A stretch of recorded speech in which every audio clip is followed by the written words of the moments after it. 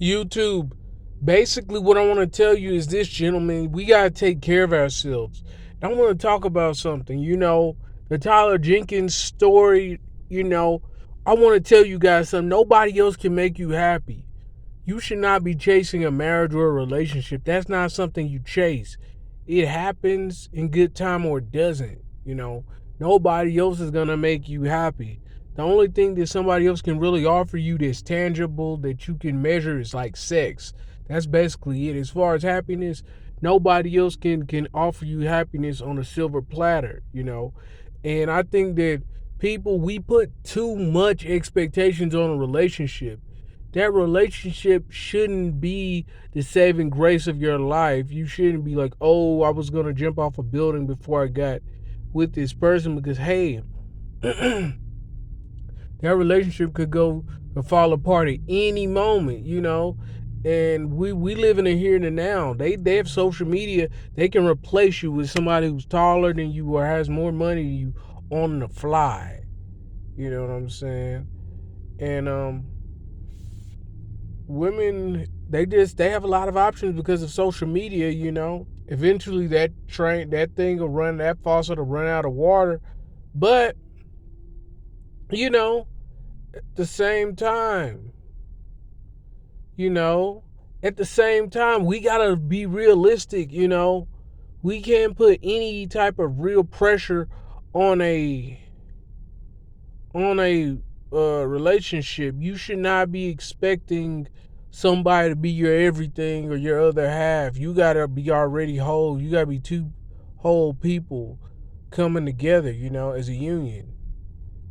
Like when you tie some wood together on a cross, you're tying them together versus trying to glue it together or nail it together. You should be tied together, but it shouldn't just be like, oh, you shouldn't be trying to go everywhere with them. And you should be in a relationship. You should be able to trust them, like in that Tyler Jenkins situation. If somebody is cheating on you like that, your house, you should not shoot them. I know that he probably lost his whole mindset. He probably just got angry and was like, you know what? He just reacted and shot the guy. But he might have even known the guy. That might have been why he reacted so angrily. I don't know. That could have been his friend or whatnot. But yeah, that's just crazy how that stuff goes, man. We cannot keep putting all this pressure on relationships and dating and finding somebody else. And we put too much value on sex. It's just sex, okay, man. I mean, honestly, I know people are like, hey, it's more important when you don't have access to it all the time. But here's the thing, you know, all the people who have all this sex when they're young, by the time they get 50 or 60 years old, they be looking 70 or 80. They look drained of spiritual energy. The people who haven't had that much sex, like I haven't had a whole lot of sex, I look really young compared to other 28-year-olds who are out here in these streets. Some people say I look 20 years old or whatever. But I've seen people my age who have just been out in these streets sleeping with all these women, and my age, they look like they 38, 39. They're losing their hair, they're balding. They just look like they're falling apart. And by the time they get 40, they look like they're a senior citizen. So we gotta put less emphasis on sex. And I think NoFap is a very positive thing. That's something I'm trying to get into. I've done it before. That's something that every man should do. But it's very hard to do things like that, like fasting. And I do intermittent fasting, but doing things like fasting, NoFap, when you're miserable or you don't like your life, you don't really enjoy what you do every day at work, it's really hard to do something like that. It takes discipline when you aren't doing things that make you happy.